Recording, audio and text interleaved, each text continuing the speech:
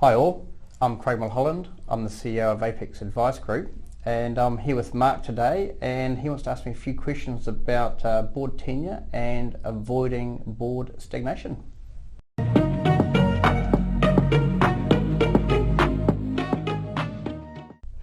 Hi, welcome to Governance Bites. My name is Mark Banicevich, and once again I have the honour of spending time with Craig Mulholland. Craig, thank you very much for your time. Once again, Craig was way too modest in his introduction. Yes, CEO of Apex Advice, but has also been a director on a number of companies and senior executive in ANZ Bank, AAPT, Telecom, so a number of listed companies, not just major companies, but you've got experience in listed companies as well. So a very exciting person to spend time with and have a conversation with. So thank you very much again for your time. Pleasure. Today, as you said, board tenure and avoiding stagnation. I'll start with the question, how does the board ensure a balance between continuity and fresh perspectives, particularly regarding the tenure of directors? And before, I think that's a really good point, before I start talking about the board, I think it comes down to the individual director. You know, the directors are the ones who accept the appointment, and it's up to every individual director to continually focus on the company and make sure at every point in time they're adding that value to their company, you know, looking back, looking forward. So rather than being a board issue, I think it's really an obligation on directors to be constantly focused on adding value to the board, and if you're not adding value, then you should be the first one to say to the chair, the shareholder who appointed you, I don't think I'm adding value anymore, let's talk about succession, or let's talk about how we do this differently. Now, you know, from a board perspective, you'll have, you know, listed companies will have 3-year appointments, and often the constitution there'll be rules around no more than 2 terms or 3 terms. Some other places will do it, you know, private companies may do it for a year or again a set period. So there's lots of ways and means of, you know, trying to ensure that you don't have stagnation, and part of that is, you know, just a rotation as well. So yeah, you never want to have your change it of your board all at once, and you want to manage it, which is often why you have you know, your 3-year or 6-year terms to give you a constant cycle of change, and that cycle of change also assists with stagnation avoidance, because it means you're bringing in new people and new capability with new skill sets. Right. So one of the key, I think the most important thing that you raised there was the attitude of the director to know that their time is done and it's time for them to stand down rather than just holding on and collecting the paycheck. And it's important for their own credibility as well, right? Because if you stagnate on a board, then you damage your own reputation. You're better off to step back and find a new board where you can be a fresh set of eyes and add new value. You mentioned there about the concept of limiting tenure, how some constitutions will limit 1, 2, maybe 3 terms, 6 to 9 years. What are the benefits and what are the drawbacks of actually saying, that's it, you're done, you can't do anymore? Yeah, I think, yeah, to start with the positives. The positives of having those, you know, fixed appointment periods was 3 years, 6 years, or you know, 3 lots of 3, so maximum of 9 years. It means you can manage your succession really, really well. And it's not just the directors on the board, it's also the industry, because your business and the industry will evolve, and you know, you may start with being an engineering company and needing lots of capability in a startup, but then you might evolve to being, you know, a sales organisation or offshoots, or be technology, or have other skills that you require. Right. Or data may become one of your strongest points. So again, you know, having the ability to bring on new directors and, you know, change out the old directors where you don't need their skills as many, or you may have, excuse me, other people who have complementary skills. You know, it's a matter of changing it out as and when you need it. Yeah, the negatives to that is, you know, lack of continuity. So you may have a director that's adding a huge amount of value, has reinvented themselves, and knows the industry inside out, and is one of your go-to people, but they've reached the end of their tenure, and you know they can't restand, and sometimes, you know, that can be quite problematic if you can't find someone else in the industry with that level of depth of experience and skills. But again, if you look at it another way, you know, if you have a director that is going through the motions and is not wanting to step down, so you can refresh them. It also gives the ability to say, thanks, we really appreciate your tenure, but now we're going to look to go for a reappointment. No, you have to go. And the shareholders aren't supporting you to be re-elected. So I think there are both pros and cons, and a little bit different for listed companies than it is for private companies. Private companies, you're there at the grace of the shareholder. Yes. And so it's important that the shareholder sees that you're adding value. But again, shareholders, they don't want to have a turnover board, but they should be constantly looking at how do they refresh and what skills do they need. And again, it comes back to your skills matrix of where's your market and what skills do you need on the board. I'm going to tell you a story that I think will horrify you. I was on a board of an international sports organisation that was re-establishing its constitution, and it was in a scenario where all of the board's terms expired the same time. And I tried to convince them that rolling terms were a better idea, so that in a 4-year term as it was, you might have a quarter of your board roll over or be up for re-election each year. And the response from one member of the board was, but then how would you get continuity? What would you say to that story? I think in an earlier podcast we talked about the most important thing to think about as a director, and it was be careful of the company you keep. And you can only be as good as everyone else, but you also got shared liabilities. So sometimes you have to make a tough call that if people aren't willing to make sure that a business or a board or an organisation is governed really well, you can't do it on your own. So should you be there, and sometimes you may form the view, I need to because it's really important for the sport that I do the hard yards, I do the mahi and make it work.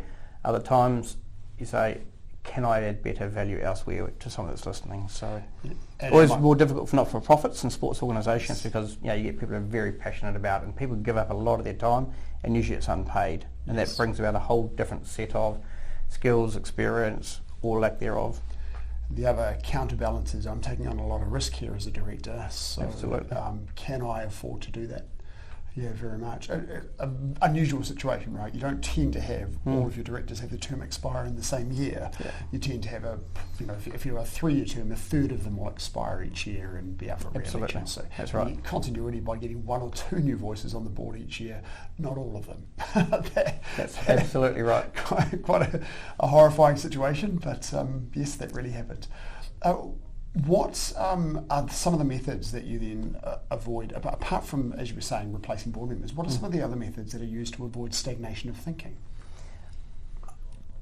If your strategy is changing, then you're constantly reassessing your market. If you're sort of a high change industry, then that necessarily is going to change the board content. It may mean new CEOs, it may mean new executive teams. You need to think about it different ways. So again, industry or market changes may force you to think differently and avoid stagnation. It could be a major event like a GFC. You may go from being a very viable organisation to being struggling. That's going to solidify your focus and force you to think differently about the future. It could be as simple as just changing up the agenda. Don't report the same papers in the same way at every meeting. Bring new themes through. It could be that you place focus on different parts of the business, so you have a different member of the executive come and present a completely different angle, and you may prepare the board and say, when you hear this paper, when you see this presentation, can you think about X or Y? So you almost, as a CEO or leadership group, asking the board to give different viewpoints or experience. That expands their horizon. It could be a matter of asking the board based on their experience to bring their view of another industry or another thought process into the meeting to critique what's happening. So there's lots of different mechanisms you can use through strategy, agenda, forced changes, direct changes that you can keep mixing it up. But if you've got a really good board and you've got no gaps in your skills matrix and everyone's doing what they need to do and it's working really, really well, don't rest on your laurels because things change pretty quickly. So I think it's just constantly evolving, and my early comment does come back to the directors. Directors have to constantly think about what value am I adding to this organisation? What can I bring to this meeting? What is the one question I think no one has asked? And if you constantly do that, then you are going to avoid stagnation.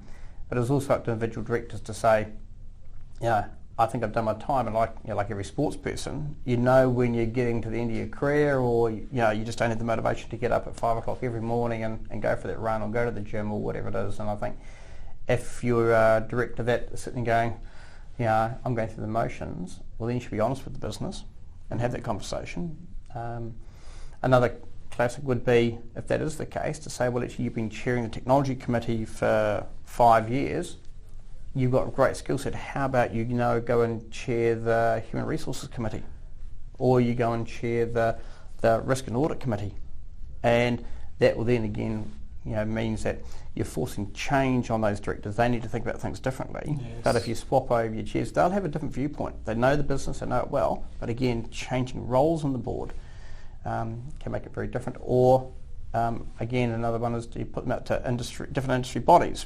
And ask them to represent the board and different industry bodies. Again, if they've got to go and give a speech to represent the company, they have to think differently about it again. So there's lots of different tools and mechanisms, because directors aren't just there to attend board meetings. Directors are there to look at the whole life of the company and how they can add value. There was a huge number of great examples there.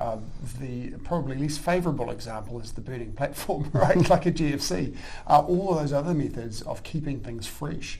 You mentioned in an earlier conversation the idea of having a deep dive in each board meeting on a different area of the business. That's a really great example of getting the board to think about something differently, not having the same agenda each board meeting. Another point just to add to that is, again, it's don't have the meeting in the same boardroom in head office every time. Take the board, and you have to manage costs and time, but take the board to different plants, to different offices, and then get people in that office to present. You can go and meet with key clients or key customers, or have a function that evening with key people, and get the board to mingle with your staff in that office or region, get them to mingle with your key clients. These things are really, really important, because again, the directors have to take accountability for the business, but by moving the location, the themes, client meetings, you get the directors really involved in the business, and again, it gives them a different perspective. Yeah, right.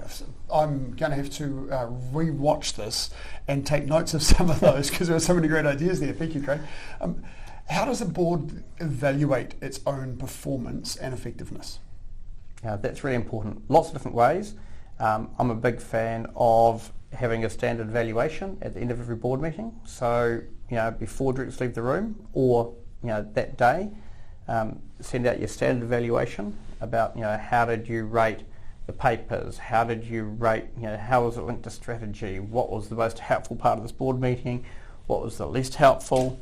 Any other comments? How do you rank the papers? What would you like to see more of? What would you like to see less of? It doesn't mean management have to do that, but it's a really good indicator to the chair and to management about what worked, what didn't work, and then have free-form comments afterwards. And that then, once it's completed, gets distributed to all the board following the meeting. And then at the next meeting, you sit and discuss and say, why did one person give this a 3 out of 10, another person give this 8 out of 10. Are we talking about the same thing? Are we missing something? What's happening? And again, you look at how your board's performing there. So, that's a formal evaluation form. I'm also a fan of retrospective. Just a verbal conversation at the end. Management can leave, and you can say, well, how does this feel? You could have board-only time, where you could, and again, because if you trust each other and there's a lot of integrity, you could say to your fellow director, I really didn't appreciate when you made that comment. Had you read the papers? Because that was in the paper. I felt that we went off on a tangent for 10 minutes on something which the board management already told us. So again, you can have very honest conversations with each other at the board, but you've got to have an underlying level of trust and respect for each other to have those robust conversations. And if people get upset about that, then probably the dynamic on the board is not right. If people would accept that and go, that's really good, that's really important. I never knew the way I said that, or the way my body language was, would cause offence, and it could be the CEO saying to the board, thank you so much for your input in these sessions. The questions you brought were really important. I could see my team leaving the room and they were 10 foot tall. It could go the other way and say, you didn't mean it, but there's a very negative comment. Now I could see that person just looks demoralised that they've put a whole lot of work into achieving this outcome, and one comment by a leader who casts a long shadow has a very negative effect. Oh, I didn't realise I did that. Or it could be someone on online that clearly is distracted off doing something else in the background. Well, nothing worse for a member of management to be presenting to a board and they've been preparing a lot of time, and the board, someone online being distracted, having people in the background having conversations. So again, coming back to the theme of, you've got to be able to have that conversation and ask people, when you're online, you need to be online. If you're not in the room, you need to be online, you need to be focused, and without the distractions. Alternatively, put a screen on the back so people can't see what's happening in the background. Again, honest conversations is usually the best way to do it. Right. There are a couple of, again, really strong points that I liked in what you just said. The first one around the evaluation, which presumably is only kind of a one page or something like that, fairly short. It's about sort of 8 questions over 3 or 4 pages, but simply you select a box. Right. Fairly straightforward stuff to get some feedback. And so that's happening on a very regular basis. If you've got quarterly meetings, you're doing it every quarter. And then the other thing that you implied in that and what you said there was that the board, its outward face is very united. You talked about the management team leaving and then the board having their honest conversations. Absolutely. That was. And there's some people call it in-committee time or board-only time, but that's really important. It's like any relationship. It's communication which makes relationship work. Yes. And by having that open dialogue, it's really important. But everyone on the board is there because they've got different strengths and weaknesses. But it's also respecting that. Have you been through a process, and do you value the process of having an external board evaluation on an annual basis where they evaluate each other and through questionnaires? Absolutely, you can do that. Do I find them helpful? Yes, but not as much as a board holding itself to account. An external evaluator could say you could do this better, you could do that better, and those things are really important, and a lot of boards use them. Probably more in sort of very large entity space, where you've got A-level directors on the board and that, and then that sort of can go back to individual directors. But I think if a board's being honest with itself, you don't need an external facilitator because they're not going to have the context. Now, sometimes not having context is really helpful because it means they're more objective. Yes. But I think if you've got a good chair and you selected your directors really, really well, and you can have honest conversations with each other, then you're onto an absolute winner. Yeah, the board's nimble, can move fast, and trust each other. So, in some ways, potentially as a chair, would I be right in saying that you would potentially use a board evaluation if there were some problems that needed to be pulled out from an independent, but otherwise everything's going to be humming along internally without a problem? Yeah, fantastic. How does a board foster active engagement of all members regardless of its tenure? Now, you've already come out with a huge number of great ideas. If as you said, a lot of constitutions will have a limited number of terms. Yep. We have some companies where board members have been on them for really extended periods of time. And then you'll have, the sports organisation I was on, seniority was a very big issue. So talking to a senior was, you weren't really sitting in a room as equals, which was very difficult. Yes. So regardless of that tenure of time on a board and seniority of somebody on a board, how do you then foster that active engagement across all of the members? Yeah, I think it comes back to the trust in the board. Do you have a board charter? Mm-hmm. Do you have a code of ethics? Do people actually comply with that? And that's really important. To link back to that, and do we trust each other, and can we have these broad conversations? Because if people are acting to different standards, then it's problematic. And I think like earlier comment, it comes back to every director holding themselves to account and making sure that at any point in time they're delivering it. Because if you get it wrong, you'll go to the same jail. So that's a very extreme example, but everyone in that room is equal. Even the chair, you've just got different jobs or different skill sets you're bringing.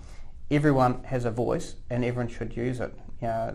If I'm critical of directors, it's when they could have said something but didn't. Now often, if the comment's already been made, don't say it again, because they're not there to point score, but the most junior person on the board has got the same level of responsibilities and the same legal obligations and legal liability as the most tenured, most senior person on the board. And so, the senior people, yes, they may have more knowledge, but you've got a new person here, you've got to allow them the space to have the conversation. Sometimes the dumb question or the dumb comment are the most important ones. Sometimes you can have massive epiphanies from a new person that comes onto the board and says, why do we do it like that? And the answer is because we've always done it that way. And that's the worst possible answer you can have, and that's when you should be deep diving and going, how do you do it differently? What do you mean? Why do you ask that question? And it could lead to something really good. Maybe just a lack of understanding, but senior people have to give space to the junior people, and junior people have to be willing to front up and say, I don't understand it. If in the first couple of meetings they're not aware of the dynamics, then have the conversation with the chair, and the chair's got to provide that space, whether it's going around the room or through a prior conversation, the chair going, person X, I know you had thought about this before the meeting, would you like to share that? And give them the platform to build their confidence. Right. But I also think it takes a full cycle to get to understand the board, and my view is not just your 12-month business cycle. I think it takes about 18 months to really embed yourself into a board. So when you talk earlier on about succession planning and all these sorts of things, the first, you got your training wheels on, usually for the first 12 to 18 months, just learning the industry and all the nuances. But in that time, your most valuable asset you bring is, one, your different skills, and two, your fresh thinking that you bring to the board, because that's incredibly powerful. We spoke a little earlier offline about one of New Zealand's stellar companies that is kind of an unusual situation, right, where they've got a very well-established board where I think all the board members have been on the board for a significant period of time, and yet they still knock it out of the park. Yeah, and so and that example is Main Freight. I think comes down to the individuals on the board, the way they manage themselves, the way they refresh themselves, the way they think about the industry, the way they're constantly evolving, and they've got a lot of skin in the game. They own a lot of shares. Right. And so that's an interest as well, which brings me another complete topic around should your board have skin in the game or not, and is that a conflict? Is it not? And what should that look like? But again, that's another whole topic which I don't propose we get into now. A board member with a shareholding will look quite differently at it to a board member without shareholding. That can be positive, can also be negative. In that case of Main Freight, do you know how they keep it fresh? How do they keep it? I'd love to know. Yeah, I'm sure there's case studies been done. That would be. I'm sure that's the next podcast for you. Maybe I can try and knock on the door of one of those directors and say, "Can you tell us about keeping it fresh?" Yeah. Well, one final question for you then, Craig. As an experienced director, what advice would you give to somebody? Would you give to somebody joining a board? Work out where it is that you're adding the value. Where are your skills different to everyone else on the board? Why have you been selected? And really focus on doing a good job right across everything and being across the whole business. But why are you appointed? What's the skills that you bring that no one else has? And how do you really leverage that for the benefit of the board and the company and the shareholders? So don't be part of a group voice, be an individual thinker that brings their own skill set and always bring your own perspective to the conversation to get a better outcome for everyone. Yeah, and challenge yourself, when you're going through every board pack, what question can I ask that no one else will ask that's going to add a lot of value to this business? Or, alternatively, what insight can I give to the CEO or management which will help them do their jobs better? Craig, thank you. Pleasure. We've got another couple of topics that I would love to talk about. Maybe one day we'll get the opportunity to do so, but thank you very much again for your time. It's been an awesome conversation again. I'll look forward to catching up soon. Fantastic. And thanks, Mark. See you next episode. Thanks for listening. Thank you for watching this episode of Governance Bites. We have more episodes on YouTube and your favourite podcast channel, where I interview directors and experts on various topics relating to boards of directors and governance. We'd love to see you back, and please like, subscribe, and share the videos and podcasts.